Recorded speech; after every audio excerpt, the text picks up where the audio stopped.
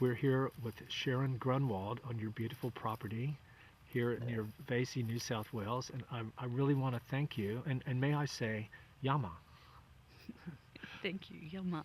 It's so wonderful to meet you, and it was really very powerful going to Biome Cave the other day with our friends, and tell us the name of your tree behind us here. Her name is Sukananda, which she told me when I was meditating here one day. I'd been meditating under this tree for about 8 years, and this particular day had a very powerful meditation. At the end of it, a leaf just fell out of the tree and landed in the palm of my hand and just gave me a whole other awareness of the tree. So I asked her, may I know your name? And she told me her name was Sukananda. What kind of tree is she? She's a Australian eucalypt, but a stringy bark. Very interesting. Has she shared other knowledge or wisdom with you Yes. that you can pass on? She will share things with people, anyone who comes and sits here. She's happy to share knowledge. And I had a lady who is an Indigenous Australian who does singing up of songlines and healing of songlines and works with trees all over Australia. And she came and sat here and just burst into tears. She said she's heard of the ancient ones, but she'd never met one before. And she said that some trees, their roots go into the song lines, some go into the ley lines of the earth, but hers go into the heart of the mother, deep into the earth. So very ancient tree. And another man who knows trees very well feels that the whole tree is regrowth and that her roots could be, 1,000 years old. Who knows? Very interesting. Yeah. Who is your friend, the woman that works with the trees? Her name is Sri Devi Malara. That is very, very interesting. I think I shared with you that I spent a few months on the big island of Hawaii a couple of years ago, and when I came back to Australia, everything just seemed to go to the next level in terms of my awareness and sensitivity to and ability to perceive the and be in touch with the kingdom of the tree. It was especially with the kingdoms of the trees, the birds, and the whales and dolphins. And but yeah, it's just really, really. There's a guy named Jeremy Narby, and he's sort of, I guess you'd call him an anthropologist. He works with people in South America. He's done some very interesting work about, well, he uses the word intelligence, which I sort of have some reservations about, but there's a chapter in his book called Plants as Brains. So it's like they don't need a nervous system because they actually sort of like are one. And so, the limitations of our Western mainstream mentality are so, people look at a tree and they see, oh yeah, there's a lot of lumber there. Exactly. And the perspective you're talking about is as far opposite to that as can be, recognizing the unique individuality of not only every species of tree, but every tree. And so to Sukananda, would every other tree here most of these have trees, a name? Yeah, most of these trees here are her daughters. Really? This whole paddock is full of young stringy barks, which would be her daughters. And I've looked on Google Earth, and she's actually very hard to see. And I think her daughters protect her. And even when you're approaching her, you can't actually see her till you're quite close. So I think that's been part of her protection that saved her from being logged, as many of the ancients were. When I was in Tasmania last year, my friend took me to an old growth reserve called the Styx Forest, and it's way in the center part of the state, and it's got some of the largest Eucalyptus regnans, which is the tallest hardwood flowering plant on the planet. And I'd met these trees before quite a few years ago, and when I came into their presence for the first time on this trip, I had two feelings. One was that they remembered or recognized me from before, and that second that they were in great distress because of what was happening and still is happening in terms of the expansion of the old growth logging and the sort of battle that's going on among people trying to protect the earth and the industrial dimensions in Tasmania there. And I thought that they were very worried about trees that were coming down not that far from them. And I had another experience in Sheffield with an oak tree, and it was as if that this tree was tuning me into a vast network of tree consciousness that was planet-wide, and it ran across all the different species and stuff. Have you experienced something like that? Yeah, absolutely. I know Sukananda knows all of the other sacred trees and sacred sites, and if her roots are below the level of the ley lines of the earth, then she has the knowledge that is spread through those ley lines from all over the world. So I think that every time you meditate under such a beautiful presence, that your energy then is available for the earth to use through her root system, so she's able to help take that energy to wherever it's needed. Yeah. How would we, as people up here walking around on the land, how would we benefit or be of service to this consciousness, and or to receive this knowledge ourselves? Like when you meditate here, do you come away with, for example, new insights or answers to questions or guidance or something like that? Or do you often come to Sukananda with something that you're bringing with you to ask her or to sit with her in her presence about? Absolutely. If she's 1,000 years old, then there's nothing that we can go through that she hasn't seen human beings go through before. So, and she has access to the knowledge of the earth. So she is very clear when you ask her things, when you're in a clear state and you connect really deeply with the earth and with her roots. She will just answer whatever you ask her. Yeah. There's do you know what Pahudakawa trees are? No. They're I'll have to show you some photos. You would love them. If you come to New Zealand, they live on the North Island.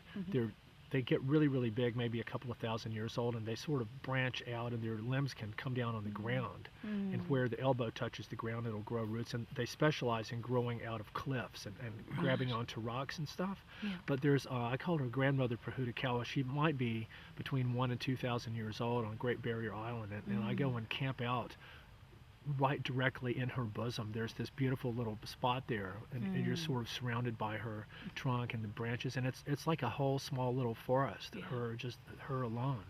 And I've had so many beautiful. There's no way to verbalize the feeling of their presence and their love. Well, they bring in the energy from above and the energy from below, so they're really beautiful, clear channels of divine energy. They're really joining the sun and Mother Earth. They are, yeah. And they don't doubt that Mother Earth will supply everything that they need for them to survive.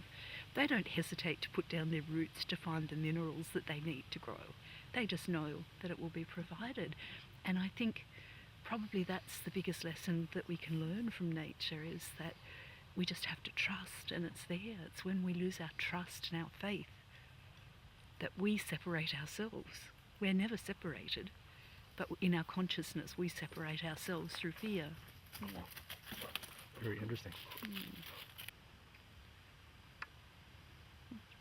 I've had really interesting meditations down here at the tree. I always come down at full moons and at equinox and summer and winter solstice, and those are the most powerful times for me meditating here.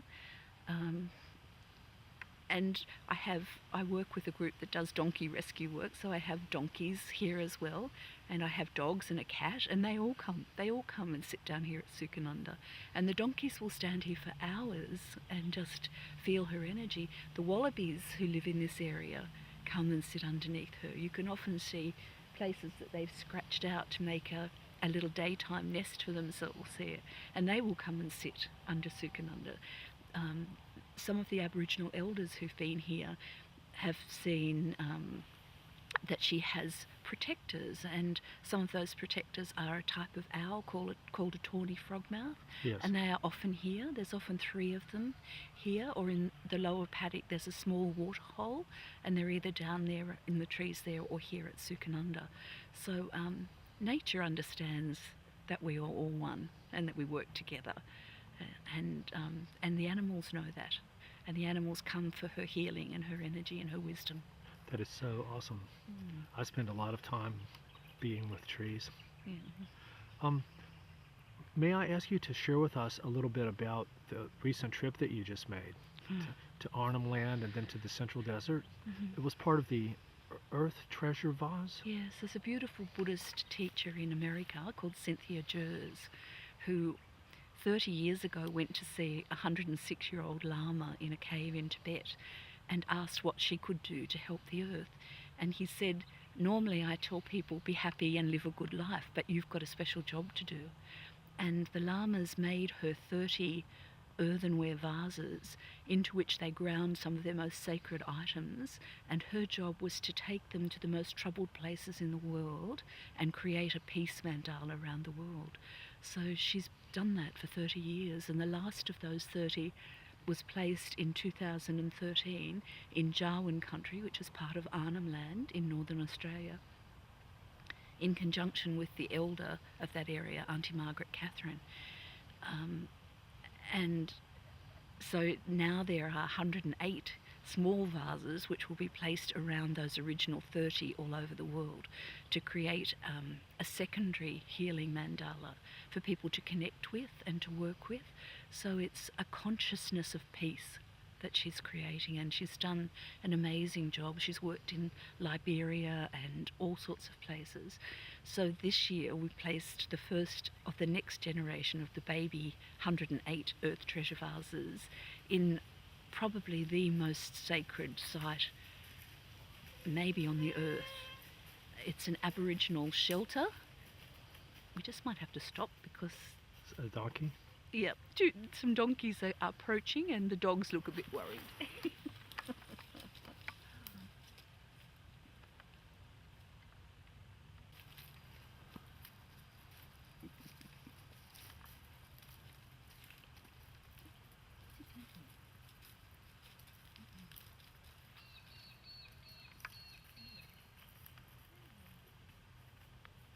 So this year we placed this beautiful vase on a very sacred site called Garbenmung, which is featured in a documentary about Australian Aboriginal history called The First Footprints. And there are paintings there of animals that they know went extinct 42,000 years ago. So the Jarwan people have lived and worshipped in this place for over 42,000 years. And we were incredibly privileged to be able to go there to place this vase because Auntie Margaret Catherine, who's the elder, chose the place that it was to be placed. And we all went in and spent the night there. And it was just like going into another dimension, like nothing I've ever experienced before. As soon as I stepped off the helicopter, because we had to fly in there, otherwise it's a week's walk to get in there. So Auntie Margaret Catherine came with us, and as soon as I stepped off the helicopter, I just burst into tears. There was the most incredible energy there. And the people who lived there, the Aboriginal Jarwan people who lived there, held the energy of that. I don't know whether you know the concept of kumari, which is a stream of love that comes through your heart, which is childlike, unconditional love, with no fear of consequences. And that was the energy that was in and through and surrounding that entire place. So it was very beautiful and such a privilege to be there. And we were surrounded by ancestors the whole time. It was very emotional, and the vase is now placed there. And when it was placed, the person who placed it said he felt the earth pull it out of his hands, and it just became one with the earth. So there's no doubt in my mind that just by putting our consciousness, our intent, our love into things like this, a peace project that's been going for 30 years, all around the world, that we can change the consciousness of the planet. We can help humanity to let go of the past and the pain and move into a state as those people lived, of kumari, of unconditional love. No, is that rainbow or missing? Then after Arnhem Land, you went down to visit Uluru and Katajuta. That was actually prior to going Ah, I see. to Arnhem Land, but we'd been to the Barunga Festival, which was an Aboriginal festival in Auntie Margaret's community. Do they have that every year? Yes, it's been going for quite some time, and would have traditionally been a gathering of the tribes from that area of Arnhem Land and a corroboree. But it's now a beautiful festival where they do workshops on making bush medicines and weaving and how they use the pandanus plant to create the raffia for weaving. So we were there as volunteers to help the elders in their workshops. So that was a beautiful experience. And then we took Auntie Margaret Catherine with us to Uluru, where we were going to see the Dalai Lama. And we were just at a beautiful sacred spot around Uluru called the Mishajula Waterhole, which is a women's place. And while we were there, the Dalai Lama just came down, just walked onto the platform where we were, and had the most incredible meeting with Auntie Margaret Catherine. And because we all love her so much, and people refer to her as the Aboriginal Dalai Lama, she just has the most beautiful open heart and generous nature, and is so loving of any human being I've ever met. And the Dalai Lama bowed to her, they touched foreheads, he took her hand. It was just the most incredible thing to experience, a true meeting of souls. It was probably the highlight of the trip. It was Wow. just beautiful. That is so awesome. Does she speak any English? She does speak English, but it's not. She speaks 8 languages. She Wow. actually speaks many tribal languages, and English is far from her first language. So she often still needs. She doesn't need a translator. She understands enough English, but you often have to explain things to her in a different way. Yes. But she's just, you meet those people that you don't actually need words. Absolutely. You're just communicating with their heart and their soul. Absolutely. That's how I Yeah. felt when I first met Kathleen Wallace, the leader of the Karingi Arts Group. We hardly spoke any words at all, but you didn't need to. Yeah, exactly. You have a very curious donkey looking at your equipment. She's a beautiful donkey. It's a beautiful donkey. She's getting in on the interview, too. Yes, I think she'd like to be interviewed. Well, let me ask you this, Sharon. Stepping back and looking at Australia as a whole and the bigger picture of humanity and Mother Earth, and in my mind, I sort of, again, this is just sort of a generalization based on linguistic categories, but it's like I see what we call civilized behavior, civilization, which literally means living in cities from its Latin root, versus the indigenous people. It's got my arm in its I mouth. know, I can see that. It was nibbling on my arm. Is that tasty? I think she likes to be the centre of attention. That was very funny. But what makes indigenous people indigenous? What exactly does that mean? In my mind, I think that it's like that they're living where they belong. I think it's much more than that. My limited experience and understanding of Australian Aboriginal communities is that they live in complete oneness with the earth. Yes. All of their knowledge and wisdom has been given to them from the earth, and from tens of thousands of years of living in harmony with that. They know every plant, every animal, every rock, and they are all the same. They are all the same. They are all our brothers and sisters. They see no difference between people and plants and animals, and each are revered as children of earth and treated with great respect.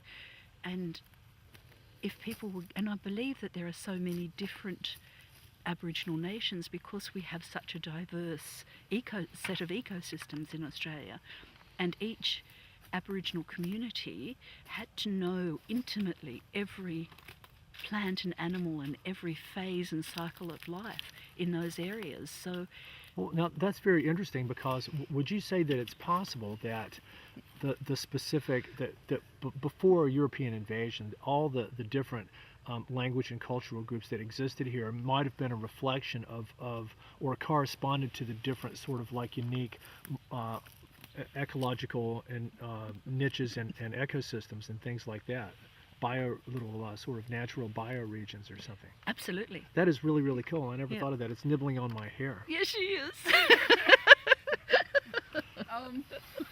They're all standing here now. This is so funny. Hey, Maggie, you've done such a good job keeping the animals away. It's like, They're not going to be left out. I'm trying to push this one back. And it's like, oh, hang on, I'm pushing on a donkey. We need some parrots to come and sit on us now. No, exactly. This is so cool. Yeah. This is actually, will you tell us each one's name? Yep. This is Jilly Jellybean, who came here a nervous wreck, very frightened of people, covered in sores from stress, and now she's just the most smoochy, loving, first one up for cuddles every time. This is beautiful Rainbow. She came here as a very little baby, one of 6 babies that we rescued whose parents were shot. The mothers were shot by shooters and the babies were left. They'd been attacked by wild dogs. They were only weeks old. They were starving. We thought none of them would live. But the whole 6 of them lived and have grown up to have beautiful lives. So she's been here with us since she was only about 6 weeks old. So she's very beautiful. She's 8 now. Behind us is Missy, who's a recent addition, who came because they have best friends. So she came as best friend to Bella, who is behind you, nibbling the back of your shirt. Bella. There's me, she says. They make friends and then they're friends for life. So they always would choose to be with their best friend. So Missy was Bella's best friend. So when Bella came to live, Missy came with her. Oh, Yeah. that is so special. Yeah. And further up the paddock we have my very oldest donkey, my first donkey I ever got. I got her in '89 and her name's Jessie. So she's very old and thin and has to have special food now and wears a coat when it's cold so she doesn't lose too much weight. And the big fat donkey bottom you can see in front of her is her daughter Jemima. Jemima, that's a good name. So I have others that come and go, but these ones are really the core family that live here, and they always look after and welcome the other donkeys that come if they're sick or stressed. They'll stand around them and nurse them, help them and look after This them. is so funny. They're very healing. This is cool. Look at them. Oh. Good girls. Well, back to what we were talking about. For example, would Auntie Margaret Catherine be aware of what they call fracking? Yes. See, and so she's onto that sort of the environmental protection and activism, because that's been unleashed all over Australia, but especially in the Northern Territory. Yeah. Over 90% of all the land there, and I do know that there are some indigenous groups that are opposing it, but it's extraordinarily dangerous. I'm sorry, but you're getting your hair It's pulled. eating my hair. This one's eating it from the other It's side. it's just nibbling. It's not actually eating it. Yes, she's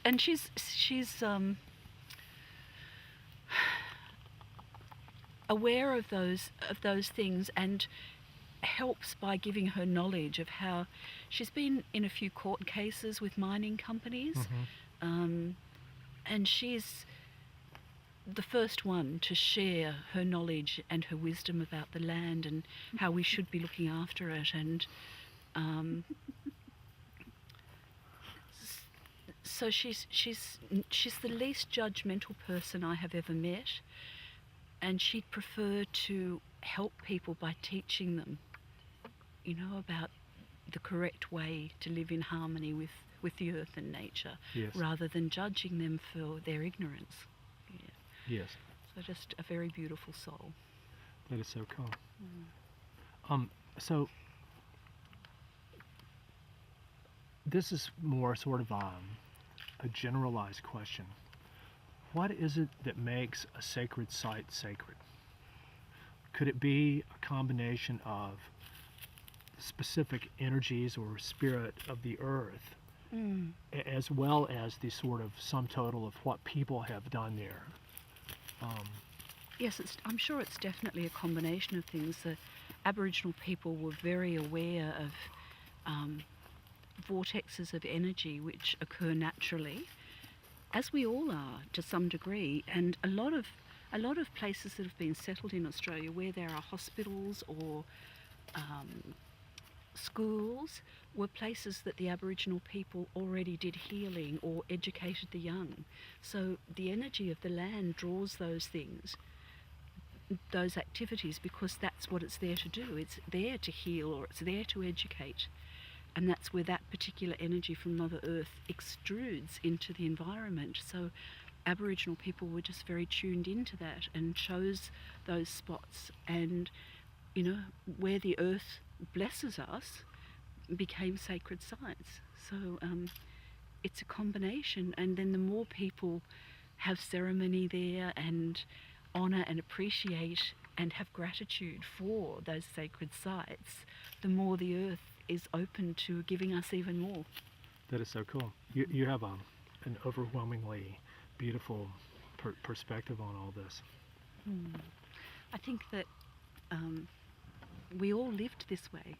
You know, in Australia we think that we have the right to tell Aboriginal people where or how they should live, but in the tens of thousands of years that they lived here and were the custodians and caretakers of the earth, no species went extinct. You know, no animals were harmed and hurt or driven to the point of being not able to exist anymore.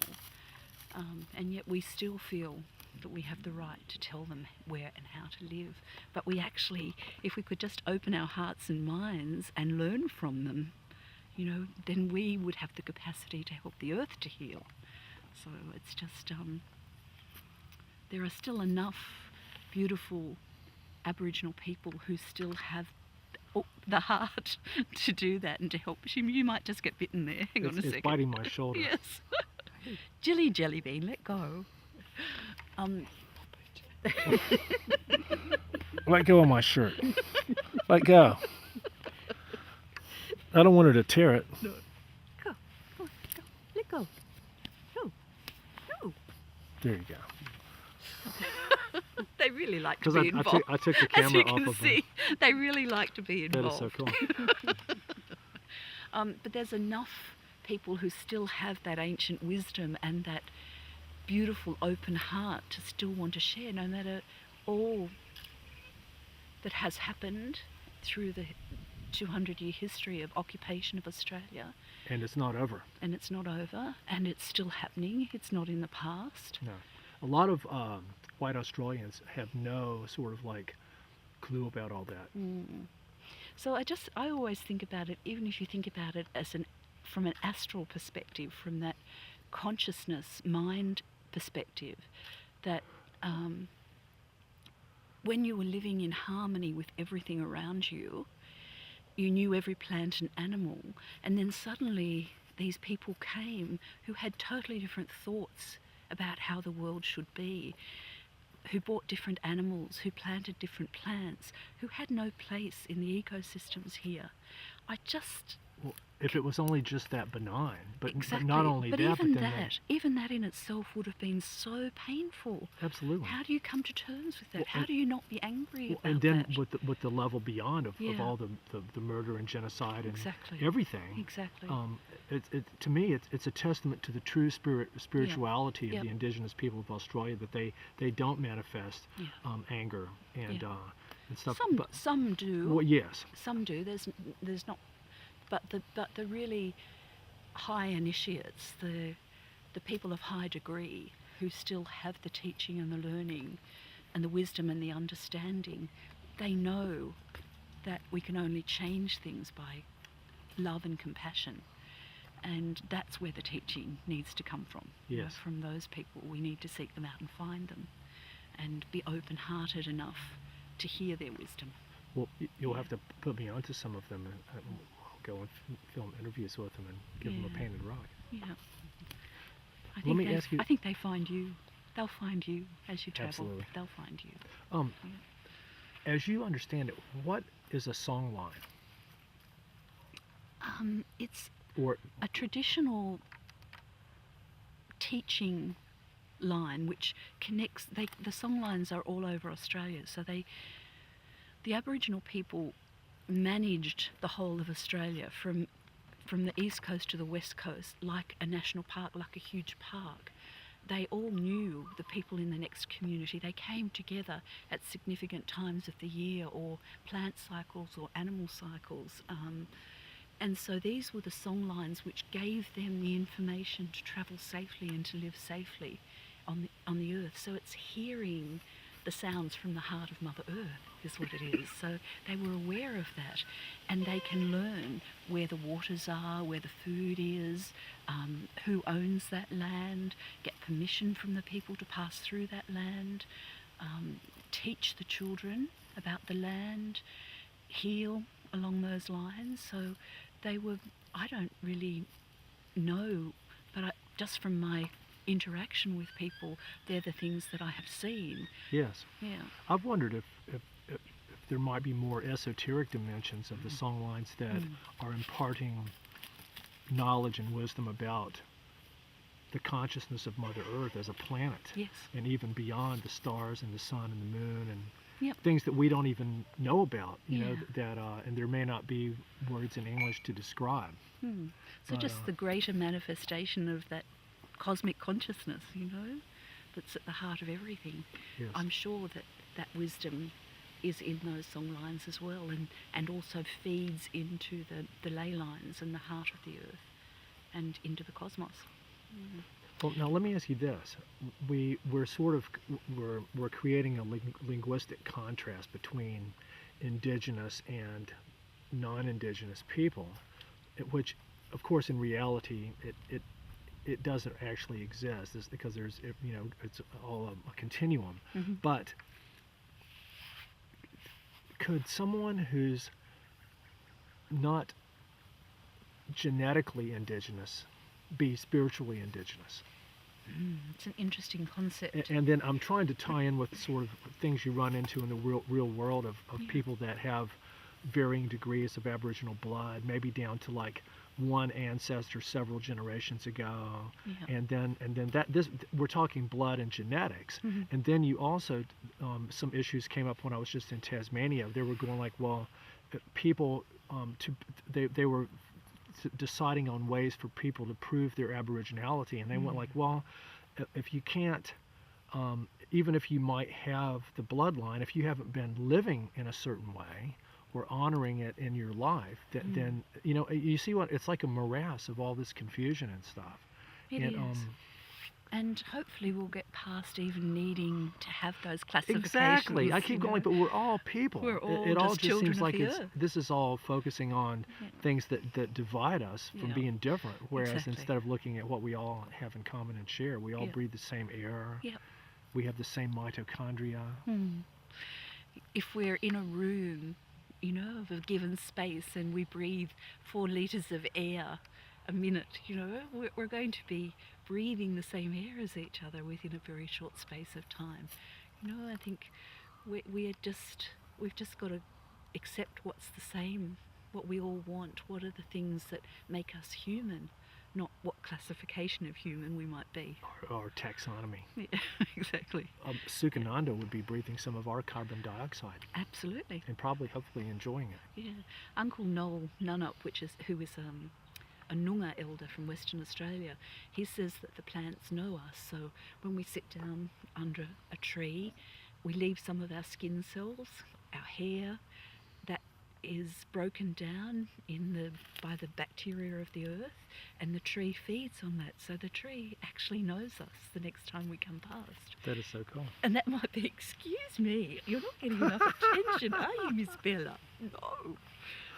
That might be, lifetimes ago. It might be, if trees live for thousands of years, they may have seen us all thousands of times, in different bodies. Or tasted us. Yeah, tasted us, exactly. Yeah.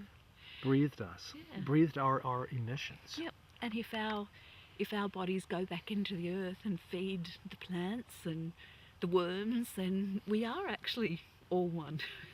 There's no difference. The basic building blocks are the same. What is your very favorite place in Australia? Wherever I am. I knew you were going to say that. Well, look at where we are.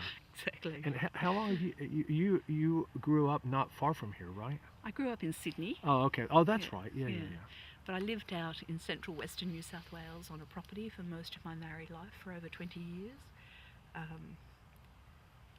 So living with nature and animals, and been very lucky, very privileged.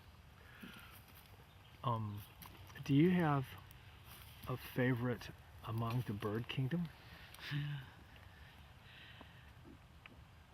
It doesn't mean that you like the one. If you don't pick it as your favorite, it doesn't mean you like the other ones less. No, I think there's a very beautiful bird here called a blue-cheeked honeyeater. Really? And they're very cheeky. Is that what's on my ear right now? No, that would be a donkey called Jilly Jellybean. And they're very beautiful. They're very elegant birds. They're honeyeaters. And they sing. They don't mind you being around, and they sing to you, and they just are always happy and beautiful, and they just make you feel joyful when you see them. So I think they would have to be one of my favourite birds. Oh, I love them all. Yeah. The white cockatoos. I've found a lot of people have a degree of disdain for them. They go like, oh, but they're so destructive. And I go like, but what do they destroy? Only the stuff that doesn't belong here. Yeah, and they have the long view. You'll see white cockatoos taking a little branch off a tree and creating a hole, because they might live for 150 years, so they know in 80 years' time that might be enough to make a breeding hole. Really? Yeah, so they think ahead. They don't just think 4 years ahead like the politicians. Wow. They're thinking generations ahead. That was very generous of you to even suggest that they have thought as they know it. Oh my God. What about beings of the ocean? Very beautiful, very, they are just, we could learn so much from them. They are just connected to, they live by their soul, by where the earth draws them, by the cycles of life.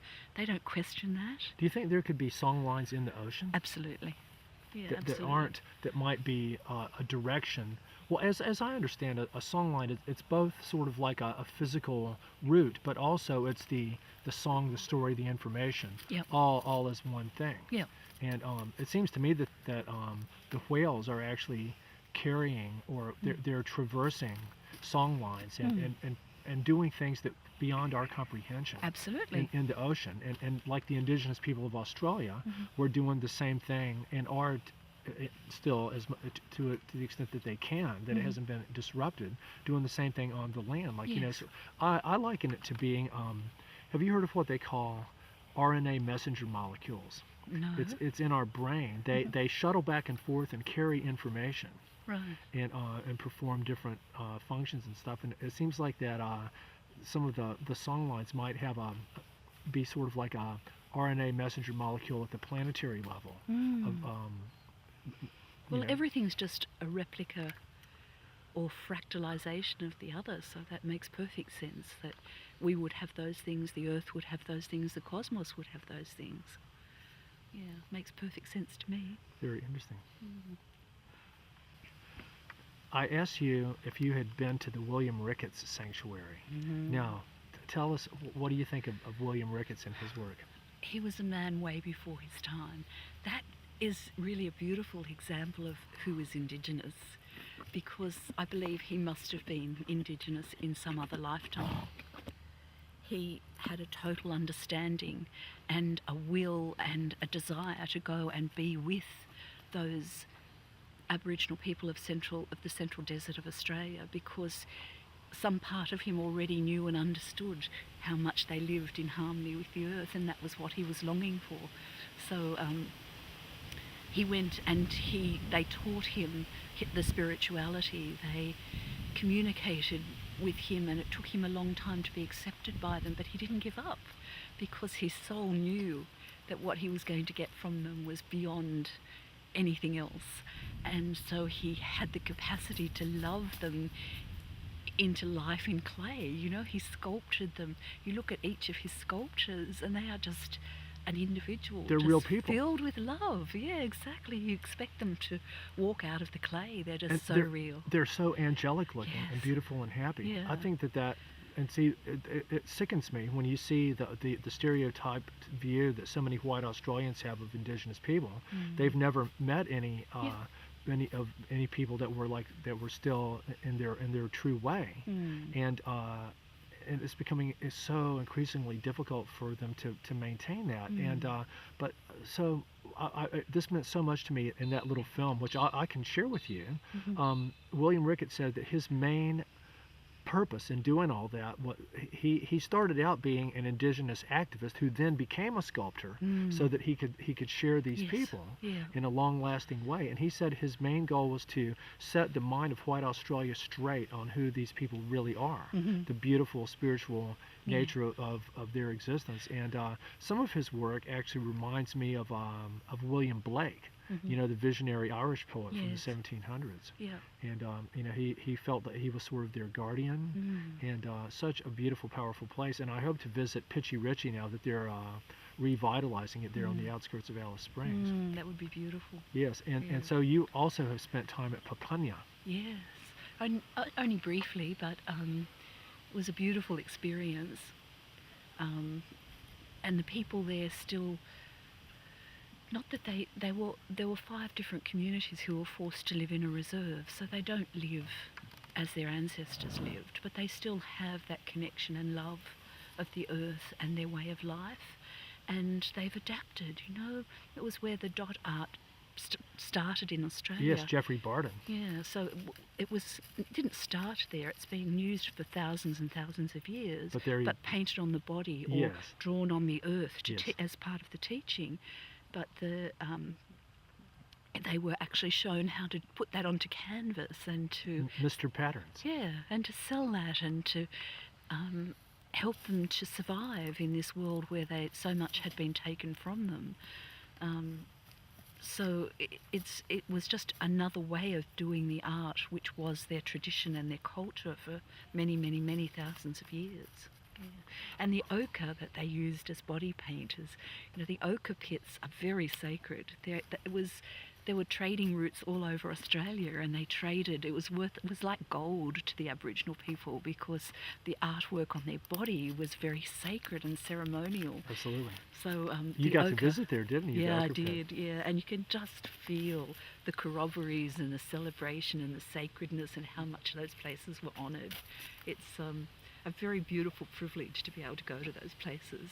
That is so cool. Yeah. Well, Sharon, I can't thank you enough for taking this time to share. Where will your next journey be? Who knows? The earth will open that up in time, I guess. That is so cool. Yeah. And I love what you do, and it's really nice to meet you. And I offer my services and help to you and your friends. you. Anything I can ever do, just please let me know. Thank you. And I'm there. Thank you very much. It was lovely to meet It's you. nice to meet you too. To And share thanks this for time with you. Thank you. thank you, and thanks for introducing us to Sukananda and all the donkeys. And thanks to Maggie. Maggie's the gong player. The donkey player. Thank you. Thank you. Namaste. Yama. Yama.